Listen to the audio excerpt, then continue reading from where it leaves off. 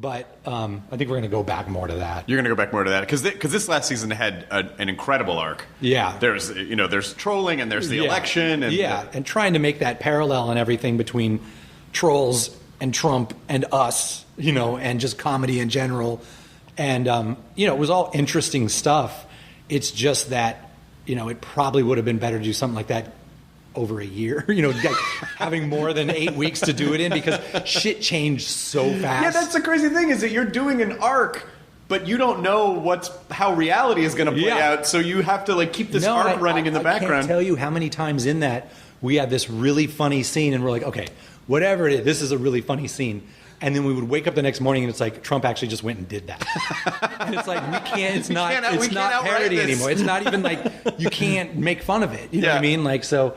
It just sort of became more of a, of trying to make the parallels between trolling and everything like that. But again, I think that given more time, we could have been more precise. But I also miss. I do. And especially last season was a bitch, but the season before that was pretty cool and fun with the PC Principles stuff. But even in that, I miss Cartman dressing up like a robot and farting on butters. You know what I mean? That's I want to get back to that shit. And especially just because now everything you turn on in any kind of comedy, it's like, okay, how are they making fun of Trump? What are they doing to rip on Trump? And it's I know. I'm in the same way that I'm just sick of it being the headline every day. It's fatigue. There's other shit in the world going on, and I get it.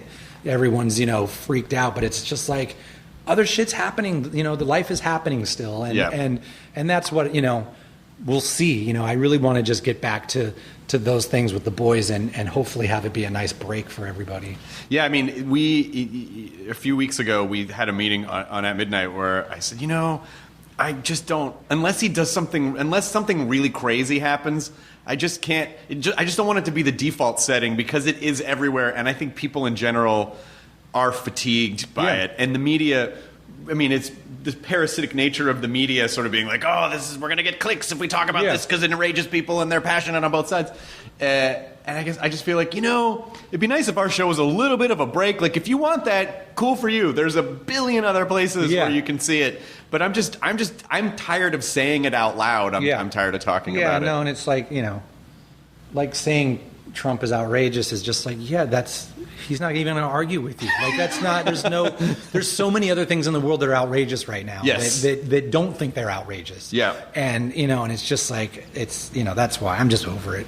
Well, when my wife, who's also a massive fan of the show, and you guys were very generous and let us come. I mean, it was, I don't know, at the end of the past season. Yeah, it was during the middle. It was during the middle. And so but it was when you were recording it was that Bill Hicks moment. Oh, yeah. Where he's like, oh, where'd I lose you? Yeah. That was such a fucking great reference, and I had to, my wife didn't, I imagine similar, she just doesn't know a lot of people and things. So, because she's a little bit young, she's 10 years younger, so 12 years younger, so she wouldn't know Bill Hicks. Yeah. So I had to explain to her, he was this guy, this amazing comedian, and he often would fight with the audience and perform this really subversive stuff to the audience he was ripping on. And but that was such a great moment to throw in. With something like that, is that a very in the moment thing, or do you go, it'd be fun to give him this kind of a character arc? No, at that point it was watching Trump. It was right when the what was the thing he said? Grab her pussy? Yeah. It was the grab her pussy moment. And we were all sitting around talking about that and watching all these outraged people going, can you believe he said that? And we were like, where did he lose you? It's like, really? That was it? That's your line? Because it was just all this shit. He said all these horrible things. And in a way, it was the people that were going, oh my God, I can't believe he said that. It was like, you can't believe he said that, but you were okay, which we ended up just putting into the show, with all the Mexicans go home and all that. You were okay with that. That didn't, but grab her in the pussy was where he lost you. Right, that was the line. And it was just we were just, that it literally came out of just, and we were saying, it's, it sounded like a Bill Hicks, Andrew Dice Clay thing of just it was Dice. Your line? Well, it was both. They've both done it, but Dice was the big one. There was the great, I think it was the day the laughter died. And there was just this great moment where Dice is just up there and people are not laughing. It was right when people were starting to turn on him. And he's just doing his act.